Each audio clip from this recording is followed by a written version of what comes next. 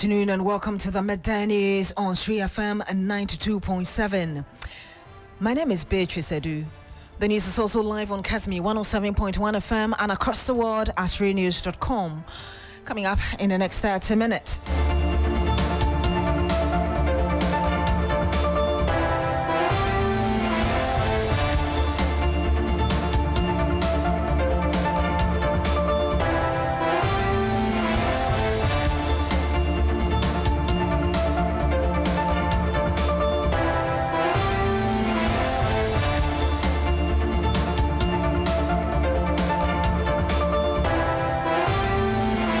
New Patriotic Party commences internal processes to expel former Environment Minister Professor Kwabena Frimpong Boateng from the party over alleged disparaging remarks.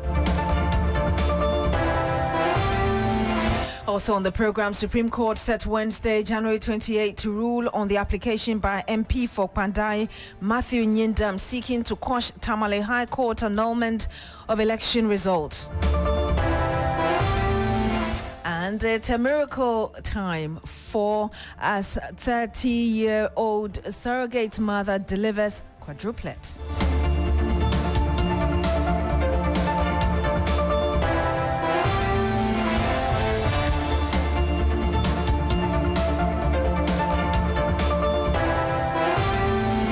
Thank you very much for joining us this afternoon. Now, the New Patriotic Party has commenced internal processes to expel former Minister for Environment, Science and Technology and Innovation, Professor Kwabena Frimpong Boateng, following what the party describes as disparaging remarks against its leadership and internal structures. In a statement signed by the party's General Secretary, Justin Kodia Frimpong, the MPP said that the conduct and public utterances of Professor Frimpong Boateng are, quote, highly reprehensible and inimical to the values, unity and integrity of the party, unquote. The decision follows an interview granted by the renowned heart surgeon on Channel 1 TV's Point of View on Monday, January 12, 2026, during which he launched a blistering critique of the party he once served. The MPP says Professor Frimpong Boateng's comments undermine party cohesion and violate its constitutional provisions, necessitating the initiation of disciplinary action that could lead to his expulsion. During the interview, Professor Frimpong Boateng openly questioned the authenticity of the current NPP, stating that it no longer reflects the values and principles upon which it was founded. He described the present party as, quote-unquote, fake and distanced himself from its current leadership and direction. Director of Communications for the MPP, Richard Ahiagba, spoke to the media explaining the decision of the party.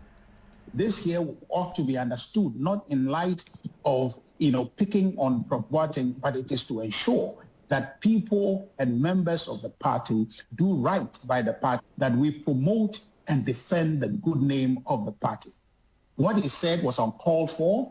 There is no such thing as a true MPP and a fake MPP. The process you refer to is the communication that is going to go through a process.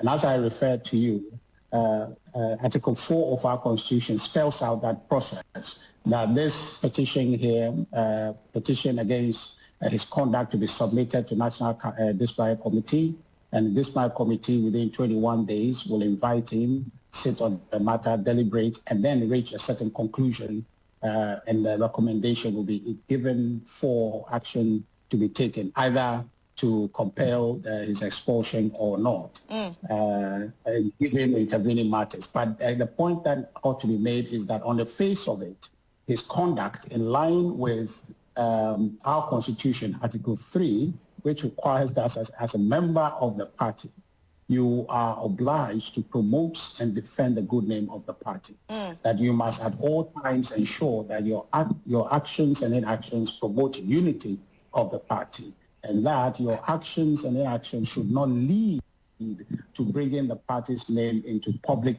disrepute or ridicule. This action by Professor Frimpong Boateng, you would agree with me, is not in consonance with the constitutional provisions that I've read to you. And as such, the processes have begun. But the beauty of it is that it is not going to be by fiat that he is expelled from the party. He will go through the And you heard Richard Ahiagba, he's the Director of Communications for the NPP, speaking to a local television station. Let's speak to political analyst Dr. Samuel Freye. Good afternoon to you, Doc. Thank you so much for joining us. Yeah, good afternoon, Beatrice. How appropriate is the NPP's move to initiate expulsion proceedings against the senior party figure over public criticism? Beatrice, I greet your cherished listeners and also viewers online. You know, Beatrice, it's quite unfortunate that the MPP, some members, for some of us from the political angle, we see this as normal as it is because some members of the party, after the party losing the election, some members may feel bitter because of government action and inaction towards them. Some members who feel avoided or maybe not part of the government, or maybe some government decisions has affected them. And I think one of the receiving end of these government actions is Professor Frimpong Boateng. And so some of these things, when it comes to a period where certain actions of the party is ongoing, they come in to throw that into the system to retaliate or maybe to express their anger towards what has been done to them in previous government actions. So some of us, we don't see it as new. We see it as a strategy to also hit back to the party or maybe to what they did to him in previous government activity. So, and it's quite unfortunate that it goes into that direction where he tends to describe the party as fake. It's fake, but you are part of it. And the government and the party also coming out with a decision to say that they want to do is unnecessary and to create unnecessary attention towards Professor Frimpong Boateng towards what he said yesterday. So for some of us, I think that there's no need for the party to start the process of expulling, because even he said it that he is no more a member of the party. So, and the party also lack the should I say the locus because of previous members flouting rules and regulations of the party where they were being called upon, but they were not. They even don't went through the party process of this process. So you cannot come and use Frimpong Boateng case or his situation as a scapegoat to because I have been saying, and one of those people that I'm against this current executive of the party, that they have failed the party and they need to be changed because they have not been effective. All members of the executive, the national executive, is not effective in their leadership, and that has culminated for these, excuse me to use that word, in discipline within the party. Doc, a number of people are shocked by this decision, but for you, what does this action really signal about space for dissent and internal criticism within the biggest opposition party in Ghana now?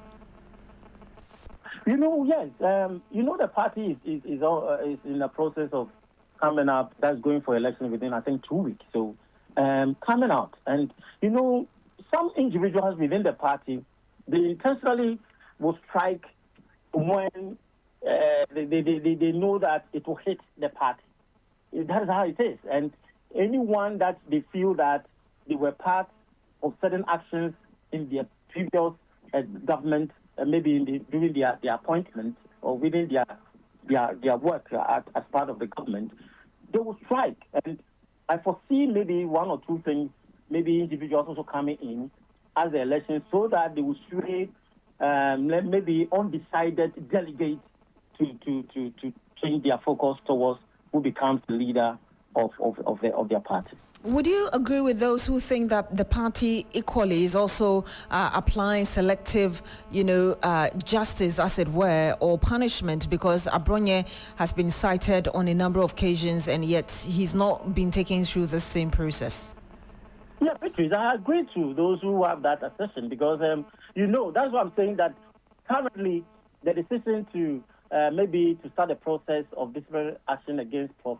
Boateng is unnecessary and may not stand the test of time, because all those people that flouted the party regulations or maybe their rules were not there. Even sometimes they call them and they even refuse to attend to some of these calls up. So you cannot come in and use Frimpong Boateng's situation and tend to use him as a scapegoat, as I've said earlier. So it's unnecessary. That's why I'm saying that the party executive has lost control over the party, and everybody tends to do whatever they deem fit for their own selfish interest. I mean, the party might not have taken action in the past. Nonetheless, it's decided to take action now. How do you see that strengthening discipline in the party? Beatrice, I'm sorry, it won't work. It won't work because, you see, Beatrice, sometimes, I always say that the National Executive of the NPP cannot be compared to the NDC National Executive in all aspects. All because the NDC leadership National Executive has control. And the NPP lost it earlier because they were not able to control their members. So it's not just now that you think that you can activate the party tools or maybe party rules and regulations to bring discipline. No, it's off. And now, so that's why I've been arguing that they need new executives entirely. Everyone. So this current executive needs to be punished for their inactive and inefficiency so far for the party, for the party to have these kind of laws and in a way that they are not able to manage the party very well. How do you see the timing of this? Is it going to work positively or otherwise for the NPP? Because it will have an influence on the undecided or maybe swing voters for that is the delegates. There are some who have not yet decided to decide that is for whether Dr. Bawumia or whether Ken or whoever that they want to. So there are some few percentage of these delegates. And that is what sometimes some of these things goes to. And also, some of these statements also can also go in for other candidates. And seriously, the statement and what Prof said yesterday, I will say that it goes straight to Ken. It's on the Ken side because the statement favors Ken's position. Because about 2 or 3 days that Ken said that if they don't select the right person, the party will be like CPP. So in that case, and yesterday, as I was listening to him, Prof, he made certain that Dr. Bawumia should not be considered. They need someone. He came out with certain attributes of who should be a leader of this country, and mentioned a lot of attributes, of which it didn't go well for Dr. Bawumia. Sometimes some of these, that's what I'm saying, that it's sometimes a political strategy for some individuals to hit back to the party for some actions and inaction towards them. And maybe it can also favor one of these candidates vying for their leadership in this end of month. We'll have to end it here. Thank you very much, Doc, for speaking to us. My pleasure. And you had Dr. Samuel Friye. He is a political analyst. The Supreme Court has set Wednesday, the 28th of January, to rule on the application by MP for Kwandai, Matthew Nyendam, to quash the decision of the Tamale High Court. NDC parliamentary candidate for Kwandai, Daniel Insala Wakpal, filed an election petition which resulted in the annulment of Nyendam's election.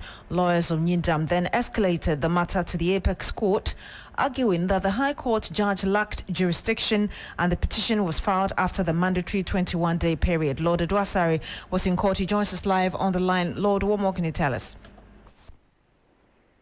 So basically today, lawyers for the Kwandai Member of Parliament, Matthew Nyendam, they moved their application to the statutory application to quash the Tamale High Court decision which allowed Nyendam's election. Now, it was led by Gary Nemakon. Now, his argument was on two grounds. The first one was that the High Court judge committed jurisdictional error of law when he assumed jurisdiction to entertain the parliamentary petition filed by the first interested party, which is Daniel Insala Wapal. Now, his argument was that there were two Gazette notices, and the NDC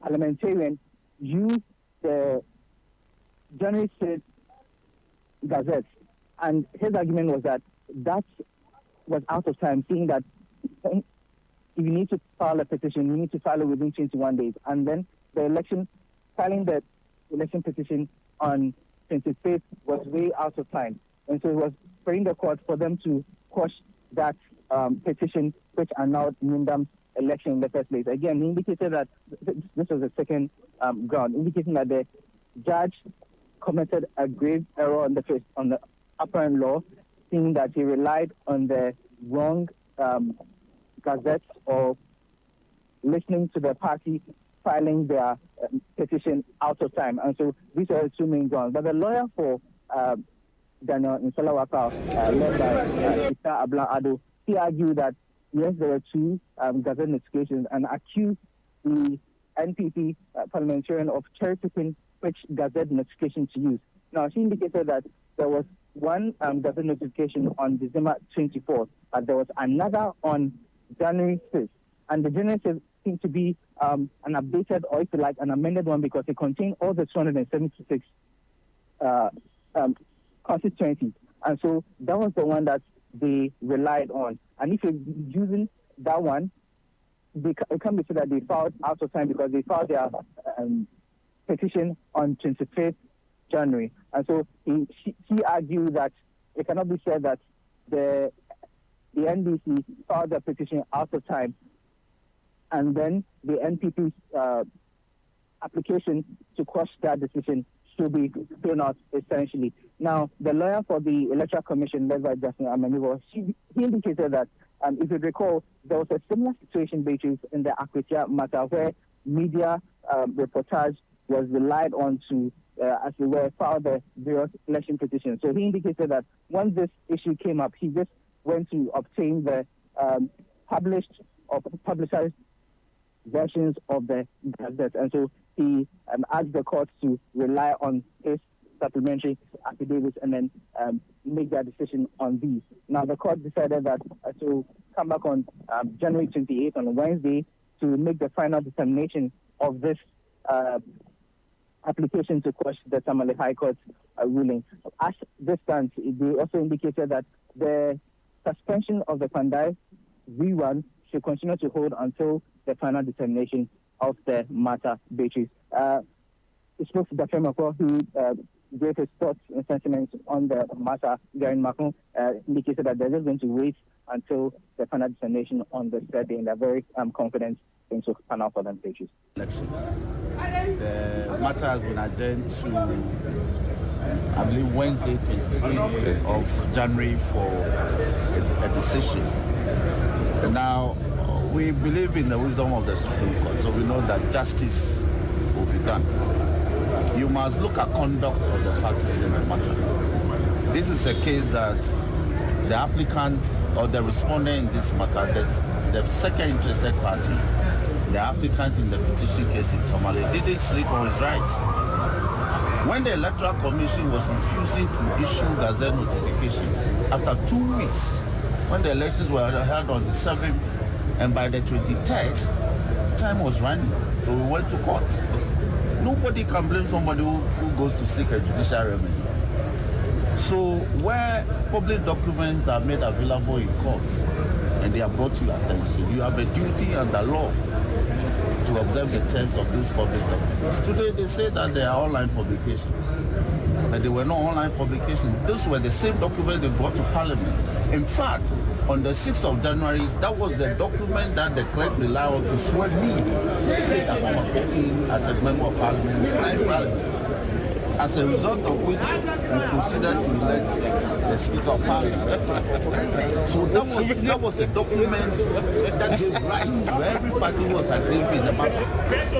But we know that the court will do justice in the matter. So we'll return on the 28th to hear the decisions. So until then, we want to urge everyone to stay calm. Our people in Uganda should keep working. As for us, we keep working. They should keep working.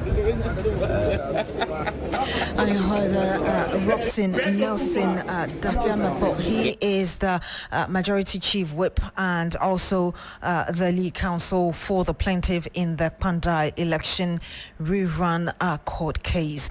This afternoon, the Public Utilities Workers Union of Ghana, in collaboration with the Trades Union Congress, is expected to reaffirm and strengthen its opposition to the proposed privatization of the Electricity Company of Ghana's retail operations. The International Monetary Fund, in a recent report, indicated that it expects private sector participation in ECG's retail operations as part of ongoing reforms. However, the union argues that such a move threatens job security, could drive up electricity tariffs, and risks undermining national control over a strategic public utility, adding that previous privatization efforts in the power sector failed to improve efficiency and instead worsened service delivery and labor conditions.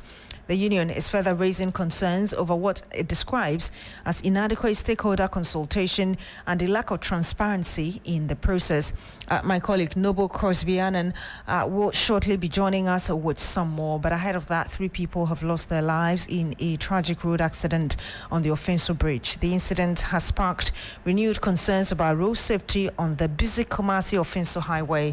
There's more in the following report. The fatal accident involving an articulated truck carrying heavy metals and a Kia vehicle occurred on Monday night on the Offenso Bridge.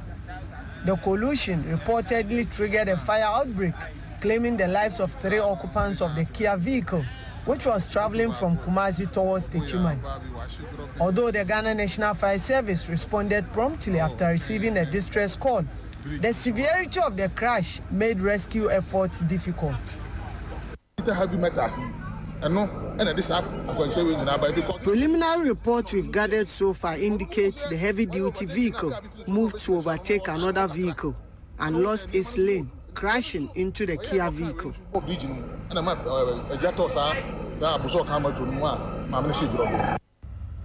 The accident led to heavy traffic congestion on the Kumasi-Offenso stretch, disrupting movement for several hours.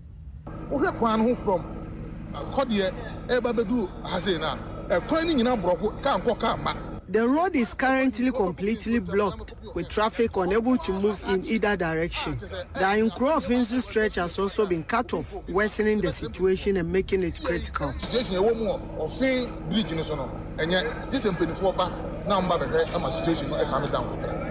Meanwhile, one other person sustained critical injuries and is currently receiving treatment at the Offenso Hospital. Authorities have since launched investigation into the cause of the accident and are urging motorists to exercise caution, particularly at night and on busy highways. Ibrahim Abubakar, TV3 News, Offenso, Ashanti region. Let's bring you some more here.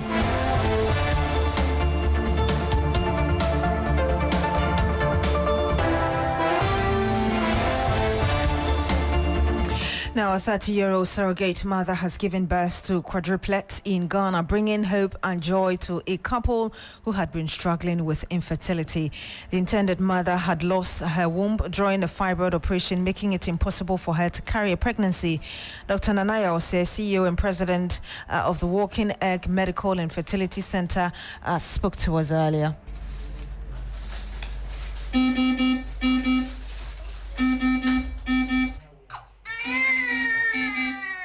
Our lawyer has drafted a 28-page agreement. The surrogacy is now regulated in Ghana. So we have the Act 1027, Registration of Births and Deaths Act. When you go in there, you see that surrogacy is regulated in the country. So everybody is serious about it, and we are very particular about it, especially taking the welfare and health of the surrogate into consideration, making sure that she is well catered for. I'm part of people urging the state to come out with regulation on surrogates. I mean, we're still discussing whether it will be necessary for the surrogate to get to know the parent, or the children, in the future, to get to know their roots. And you had Dr. Nanaya Ose. He's the CEO and president of the Walking Egg Medical and Fertility Center, speaking to us earlier. The Auditor General has raised red flags over an increasing rate of gun and ammunition interception at Ghana's airports. The auditor's report of 2024 into the books of the Ghana Airport Company Limited has revealed that in 2023 alone, at least 2,000 ammunitions and guns were intercepted from passengers at Ghana's airport, raising safety concerns. Ranking member on the Public Accounts Committee, Samuel Atameos, detailed the situation and sought answers from the managing director of the company, Yvonne Opari. We are talking about Terminal 2, not Terminal 3 now. Those are the local flights. Local flights, Terminal 2. Yes, please. Okay, so you disclose it to the airport security. Yes, please. Okay, and then they will help you register it, right?